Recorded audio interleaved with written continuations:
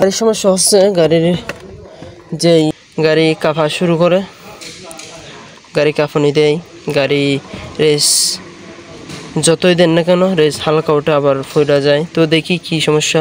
তো জিএমস গাড়ি, যখন আমি জিএমসিতে ঢুকলাম, তো এখান থেকে অটোটা সিলেক্ট করবেন। অটোটা সিলেক্ট করার পর এখান থেকে রাইট কোডে ক্লিক করবেন। তো ভিডিওটি সম্পূর্ণ দেখতে থাকুন, আপনাদের উপকৃত হবে। তো এখানে ওকেতে ক্লিক করবেন যখন কোডটা চলে আসবে। তো এখানে ওয়েট ট্রাভেলড, তো এটাতে ক্লিক করবেন। তো এটা একটি 2001-এর গাড়ি। তো আপনারা দেখতে পাচ্ছেন। তো যারা পাহাজ করতে জানেন না, হয়তো বা পাহাজ করাকে অনেক কঠিন মনে করেন, তাদের জন্য আজকের এই ভিডিওটা। তো এখানে অটো স্ক্যানে ক্লিক করবেন। তো আপনার সরাসরি যেই সমস্যা সেটা চলে আসবে। গাড়ির যেই সমস্যা হোক না কেন সেটা আপনাকে দেখাবে কি সমস্যা। তো দেখতে থাকুন, আমি বলবো কি সমস্যা এই গাড়িতে। গাড়ি কী জন্য কাঁপানি দেয় এবং গাড়ির রেস কী জন্য ওঠে না। তো গাড়ি মাঝে মধ্যে স্টার্ট হয় না। যে লোকটা গাড়ি আনছে উনি বলে মাঝে মধ্যে গাড়ি স্টার্ট হয় না, গাড়ি কাঁপানি দেয় এবং গাড়ি অনেক সমস্যা। তো আপনারা দেখতে থাকুন। এই যে ট্রাভেল কোডস, রাইট কোডস, দেখি কি সমস্যা গাড়ি। দেখি ইঞ্জিন মিসপ্রিড ডিলেক্টেড, এটা হচ্ছে প্লাগ। এই যে আপনারা দেখুন কোডটা F0300। তো এটা হচ্ছে প্লাগ, যেটা আমি আপনাদেরকে দেখাবো ইঞ্জিনের সাথে নিয়ে গিয়ে। প্লাগ এটা হচ্ছে নক সেন্সর। এটা যখন নষ্ট হয়, গাড়ি আপনি যতই গিয়ার দেন, যতই রেস করেন, গাড়ি যতই আপনি আগাতে চান, গাড়ি 60, 70, 80, 100 তুলতে চান এবং গাড়ি দৌড়াবে না, উঠবে 80, 70, 100 উঠবে, কিন্তু আগের মতো দৌড়াবে না। গাড়ি মনে হয় পিছন থেকে টেনে ধরছে গাড়ি, তো এরকম লাগবে। এটা হচ্ছে নক সেন্সর, এই যে F0327। এরপরে যেটা, এটা হচ্ছে ফুয়েল লেভেল সেন্সর, এটা হচ্ছে ফুয়েল পাম্প। তো এটা হচ্ছে ফুয়েল পাম্প কোড দেখুন F0463।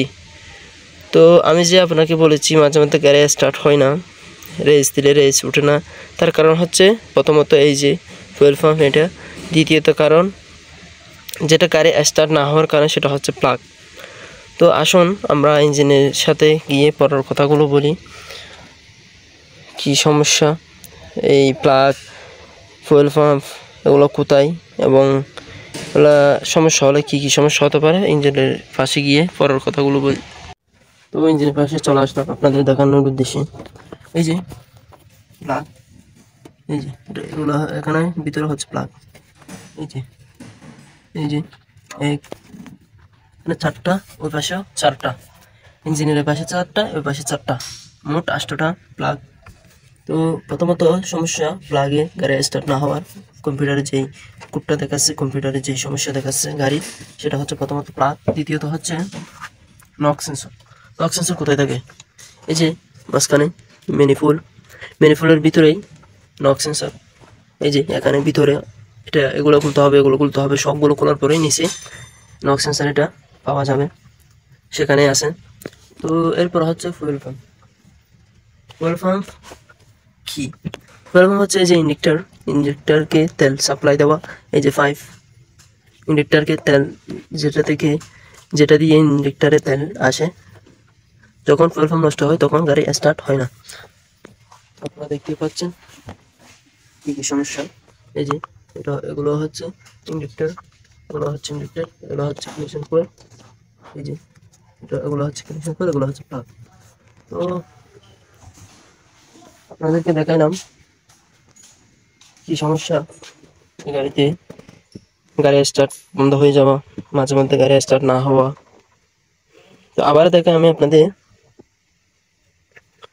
দেখাই এই যে control unit, double codes, right code,